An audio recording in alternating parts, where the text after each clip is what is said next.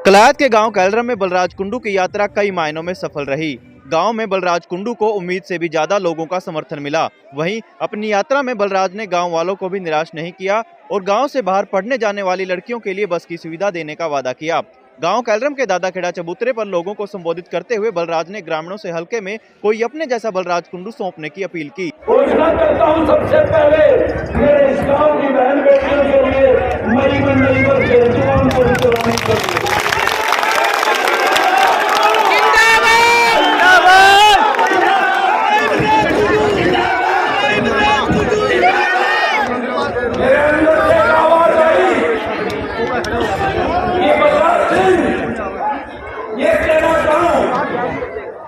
तेरे लिए इतने आंखें बिछाए बैठा है और तूने मैं की अपनी बहन बेटियों को सुरक्षित सफर कर दिया।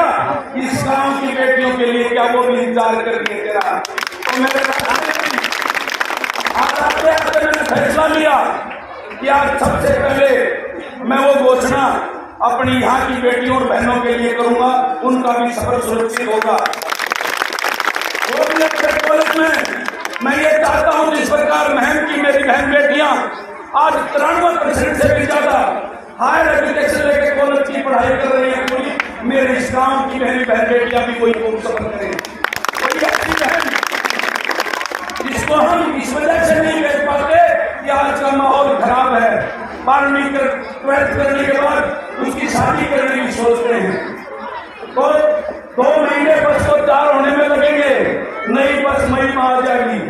अरे तुम्हारे भी मूल्य ना द्वार भी मान जाएगा।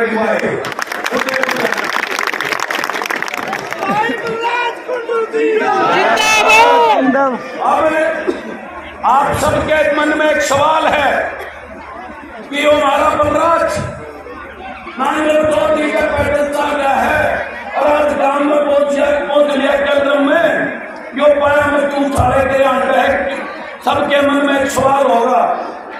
तो मैं बताना चाहता हूं कि मेरे पास पूरे हरियाणा प्रदेश से मेरे युवाओं के फोन आते हैं कि बलराज भाई हमारा सीट क्वालिफाइंग का मुद्दा विधानसभा में उठाओ, आपसे ही उम्मीद है। बलराज भाई हमारी पुलिस की ज्वाइनिंग का मुद्दा विधानसभा में उठाओ, आपसे ही उम्मीद है। एक कौशल रोजगार निगम का जो एक ठेकेदारी प्रथा का विभाग जिसने हमारे MA, BEd, MTech, PhD, BTech, MTech बच्चों को चपरासी की लाइन में खड़ा कर दिया, इस धांधली को रोको, इसकी आवाज उठाओ। खिलाड़ी जो मेरे प्रदेश के खिलाड़ी आज देश का 70% मेडल मेरे हरियाणा प्रदेश के हमारे बच्चे लेके आते हैं, और जब वो मेडल लेके आते हैं इस प्रदेश के मंत्री और मुख्यमंत्री उनके साथ फोटो खिंचवाते हैं, अखबारों में चलते हैं, टेलीविजन में चलते हैं, उसके बाद कोई उनकी जांच नहीं पूछता। एक खिलाड़ी को तैयार करने में पूरा घर खुआना पड़ता है नहीं पड़ता, लेकिन बाद में वो सारे बेरोजगार अंडे हैं, उनके फोन आते हैं, उनका खेल कोटा खत्म कर दिया इस सरकार ने, इस तानाशाह सरकार ने। वो कहते हैं बलराज भाई हमारी आवाज उठाओ, आपसे ही उम्मीद है। आज प्रदेश का कर्मचारी सड़कों पे है, वो मेरे पास फोन करता है बलराज भाई हमारी भी आवाज उठाओ, विधानसभा में आपसे ही उम्मीद है। मैं नानगढ़ चौधरी से चला था, आज यहाँ कैथल के कैलरम गांव में पहुंच गया, जगह जगह किसान बैठे हैं, मेरा किसान कहीं जल भराव की, कहीं जो सरसों में पाला मार गया, कहीं और अपने मुआवजे के लिए, कोई पूछने वाला नहीं। ये तानाशाह सरकार ये किसानों की हितैषी नहीं, किसानों की दुश्मन है। जो आय तो डबल करने की बात कर रही थी, अब की बार बजट में तो एग्रीकल्चर कृषि का बजट ही अदा कर दिया इस सरकार ने। तो ये लुटेरों को सावधान करने के लिए आज मैं गांव में जाता हूं तो मेरे को बुजुर्ग मिलते हैं, बेटा हमारी पेंशन काट ली, हमारी भी आवाज उठाओ। गरीब मिलते हैं, वो कहते हैं कि फैमिली आईडी के नाम पर इनकम का ऐसा खेल खेला जा रहा है, गरीब आदमी के राशन कार्ड काटे जा रहे हैं, हमारी भी आवाज उठाओ। आज प्रदेश का मेरा सरपंच जो लोकतंत्र की हत्या करके लोकतंत्र के अंदर, प्रजातंत्र के अंदर पंचायती राज संस्था एक ऐसा वो है जिससे गांव का विकास होता है, जो समय पर चुनाव होने दिए, इन्होंने लोकतंत्र की पहले जनता के लिए 2 साल बाद चुनाव कराए, वो भी प्रेशर से कोर्ट के उससे करवा तो दिए और करवाते उस पर कैदी चला दी, सरपंचों के अधिकार छीन लिए। ये कह रहे हैं ई टेंडरिंग करेंगे, क्योंकि ई टेंडरिंग में सारा कमीशन ये सरकार के मंत्री और मुख्यमंत्री के पास जाएगा। सरपंच को कमीशन देवे नहीं, तो वो सिस्टम बना दिया कि अधिकारों का हनन है, लोकतंत्र को खतरा है। मैं आपको बताना चाहता हूँ, जब मैं विधानसभा में सबकी आवाज उठाता है आपका ये बेटा, आपका ये भाई, तो अकेला पड़ जाता है वहाँ। इसलिए निकला हूँ इस प्रदेश में, इस प्रदेश को जगाने के लिए, इस प्रदेश से बलराज जैसी सोच के, बलराज कुंडू जैसे 50-60 जो है ना वकील मांगने आया हूँ, जनप्रतिनिधि मांगने आया हूँ। ये पार्टियों के गुलाम, ये पार्टियों के गुलाम, नेताओं के गुलाम, जिनको टिकट देकर आपके बीच में छोड़ दिया जाता है, वो मंत्री पद के जुगाड़ में रहते हैं, मलाई खाने के चक्कर में रहते हैं, और लाभ कैसे ले सकें उस दुकान को, अपनी दुकान को जमाए रखते हैं। जिसने वोट दिया, गरीब ने, मजदूर ने, युवा ने, माता ने, बहनों ने, उनकी कोई जिक्र नहीं करता विधानसभा में। ये सत्ता पक्ष और विपक्ष चूहे बिल्ली का खेल खेलते हैं, शेरो शायरी करते हैं। मुख्यमंत्री और पूर्व मुख्यमंत्री वहां विधानसभा के अंदर किसान की चर्चा नहीं होती, अभी किसान का भला कैसे करें उसके बिल के ऊपर चर्चा नहीं होती। युवा बेरोजगारी में जो प्रदेश नंबर 1 हो गया है, मेरे युवाओं को रोजगार कैसे दें उसके ऊपर विधानसभा में चर्चा नहीं करते। मेरा गरीब पिस रहा है, मेरा बुजुर्ग की पेंशन कट रही है, उसके ऊपर चर्चा नहीं करते। एक दूसरे के ऊपर टीका टिप्पणी करते हैं, शेरो शायरी करते हैं। जब ये दर्द देखा मैंने वहां, अब ये सारे चोर लुटेरे यहाँ पे अपनी दुकान जमाने के लिए आते हैं, वोट के टाइम तो झूठ बोलते हैं और वोट को लूटते हैं। उसके बाद जब आप इनको चंडीगढ़ भेजते हो तो आपकी कोई चिंता नहीं करता। इस चीज को लेकर जब मैं विधानसभा में बोलता हूँ, जब मुझे महसूस होता है कि आपका ये बेटा, आपका भाई अकेला पड़ गया, तो निकला हूँ इस हरियाणा प्रदेश को जगाने के लिए और ये कहने के लिए आज इस पवित्र खेड़े में खड़ा होकर मैं अपने गाँव वासियों से भी कहता हूँ, कलायत वासियों से कहता हूँ, क्या कलायत वालों, कैलरम वालों, आपके पास कोई ऐसा पढ़ा लिखा किसान का बेटा नहीं है क्या जो आपका वकील बनकर विधानसभा में जा सके? इन चोर लुटेरे, इन चाटुकारों से बचाओ।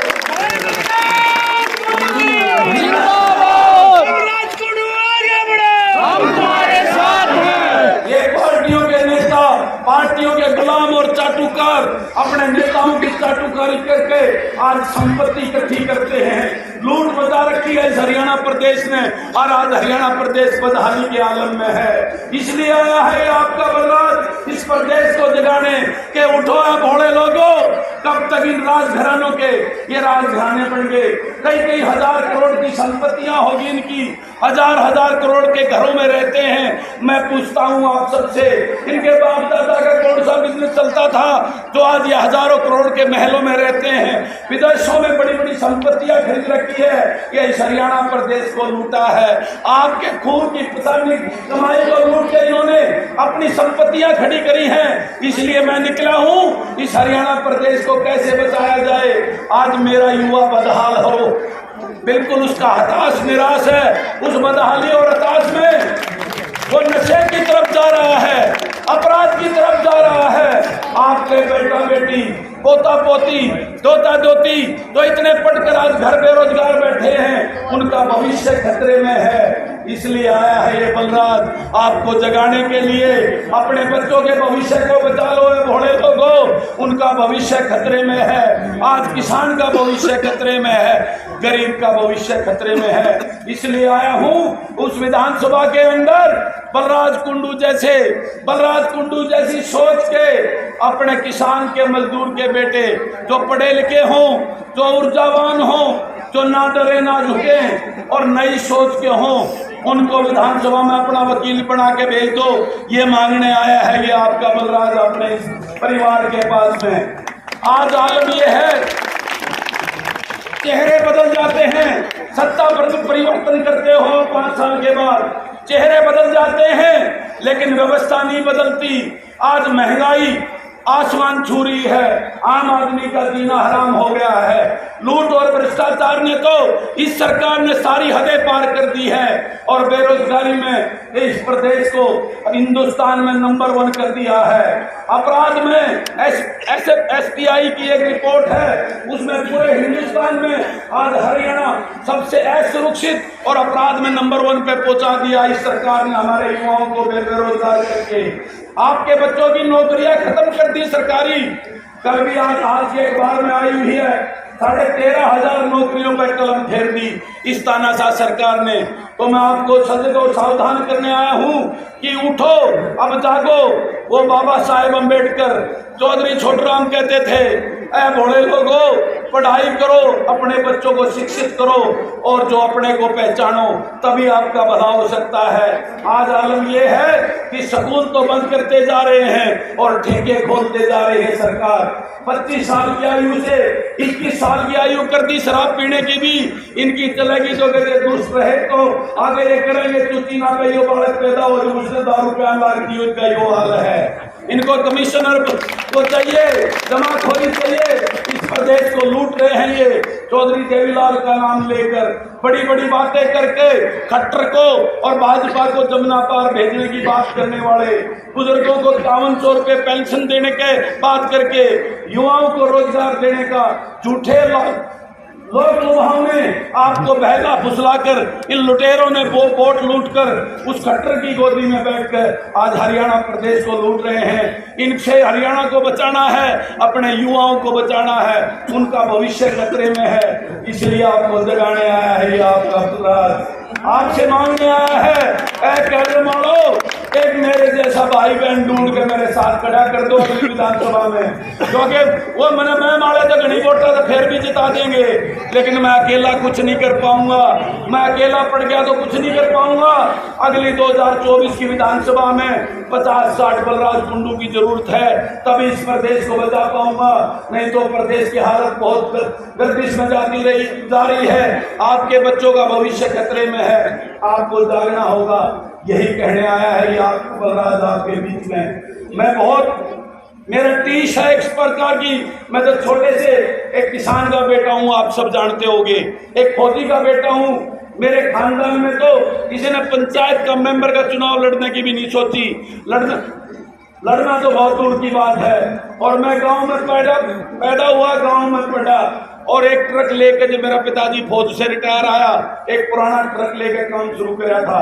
और जब भगवान ने मुझे ठीक ठाक पहुंचा दिया मेरे माँ बाप के आशीर्वाद से, परमात्मा की कृपा से, तो उस अंतरात्मा से एक आवाज आई कि लूट की दुकान, तो ये लुटेरे, ये गराज घराने बन के ये भोले भाले मेरे ग्रामीण अंचल को लूट रहे हैं, इस राजनीति में कुछ करना होगा। तो आप सब जानते हैं, पूरा हरियाणा प्रदेश जानता है, आपके इस बेटे और भाई पर पहले दबाव से मेरे ऊपर रेड डालकर मेरे ऊपर केस दर्ज करके मुझे डराने का काम किया। लेकिन आपको पता है मेरी उनको में किसका खून दौड़ता है, तो आप लोगों को पता है कि वो खून वो डरा नहीं और झुका नहीं। मुझे लालच देने का बार बार प्रयास किया गया, मंत्री पद का लालच दिया गया, लेकिन आपका ये बेटा, आपका ये भाई इस प्रदेश को बचाने के लिए आया है।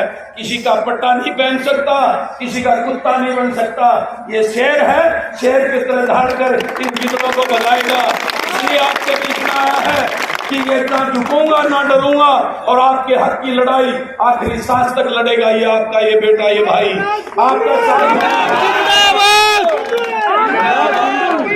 आपका साथ मांगने आया हूं। आपने पहले देख लिया, 10 साल उस कांग्रेस की सरकार को भी देख लिया, वो तीनों की सरकार थी, आपका कुछ नहीं किया। उससे पहले ये चौटाला परिवार की न्यूज देख ली होगी, अरे ये भाजपा ने तो सबकी हदें पार कर दी, आपने सबको देख लिया। अब नए मैं युवाओं की भागीदारी, आपके बेटा बेटी जो पढ़े लिखे ऊर्जावान हो, उनकी भागीदारी इस विधानसभा में करनी होगी, अपना वकील बनाकर, तभी यह प्रदेश बचाया जा सकता है। तभी इन लुटेरों से मेरे बच्चों के भविष्य को, इस किसान के गरीब के भविष्य को सुधारा जा सकता है। यही कहने आया है आपका बलराज को। और वादा करता है ये बलराज, जिस दिन आपने उस विधानसभा में मेरे जैसी सोच के 50-60 अपने वकील भेज दिए, उस दिन उस विधानसभा के अंदर युवाओं की नौकरी की बिल पास होंगे। उस दिन गरीब का और किसान को कैसे उसको आगे बढ़ाया जा सकते, वो बिल पास होंगे। वहाँ लूट और डकैती के बिल पास नहीं होंगे, ये वादा करता है। और उस दिन हरियाणा प्रदेश की तस्वीर और तकदीर बदलने का काम करेंगे। ये कहने आपके बीच में आया है, आपको जगाने आया है, आपसे एक बलराज मांगने आया है। ये बलराज कुंडू, आपका ये बेटा, आपका ये भाई आज इसी मुहिम को लेकर इस प्रदेश को जगाने निकला है, इसलिए आपके बीच में आया है। और मेरे इस गांव का जो मेरी मातृशक्ति ने जिस प्रकार का जोश, प्यार, आशीर्वाद मुझे दिया है, मुझे एक नई ऊर्जा, आज मेरी तबीयत थोड़ी ढीली हो रही थी, लेकिन आज जिस प्रकार मेरे इस परिवार ने मुझे एक नया जोश और ताकत दी है, दोबारा से 1 किलोमीटर बिना चला हूँ। 500 किलोमीटर सफर तय हो गया। और आपको कहना चाहता हूँ, आप मेरे साथ चलना है चंडीगढ़ तक मेरे इस परिवार ने। और 18 तारीख में तो कम से कम यहाँ से 1000 से ज्यादा मेरे युवा और मेरा परिवार 18 तारीख को जो पंचकुला में रैली करूंगा, तो यहाँ से आपकी जो है ना हाजिरी मांगता हूँ मैं। उस दिन आपने और मेरे मुख से कोई गलत बात भी निकल गई हो तो आपका अपना बेटा और भाई हूँ, मुझे माफ करना। लेकिन ये कोई राजनीतिक भाषण नहीं, मेरे अंतरात्मा की टीस थी, मेरे अंदर की वो आवाज थी जो मैं इस प्रदेश को अपनों को सुनाने के लिए आया हूँ। वो टीस मेरे युवाओं के लिए, मेरे हरियाणा के लिए, इसको लुटने मत दो, अपने परिवार को, अपने बच्चों को बचा लो। और सामने घर जाके सो, जब सोती हो जरूर अब ये तारा बलराज जो तुमने कह के गया है वो ठीक कह के गया है, गलत कह गया है। सबको राम राम, बहुत बहुत धन्यवाद। और एक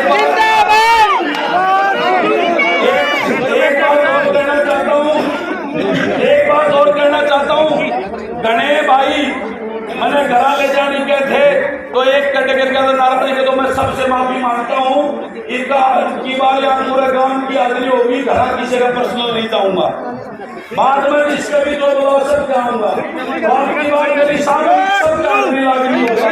तो सबको राम राम, बहुत बहुत धन्यवाद। संपूर्ण प्रोग्राम है भारत के लिए सारी टीम, और सुबह 8:30 बजे चलेंगे, 4 होगा पहुंच जाइए सारा नगर। आज से निकल के जोश से हमें चलना है वहाँ पे। सारे मेरे बुजुर्गों का, युवा साथियों का, मार्गदर्शक का, सबका बहुत बहुत धन्यवाद। सबको राम राम। और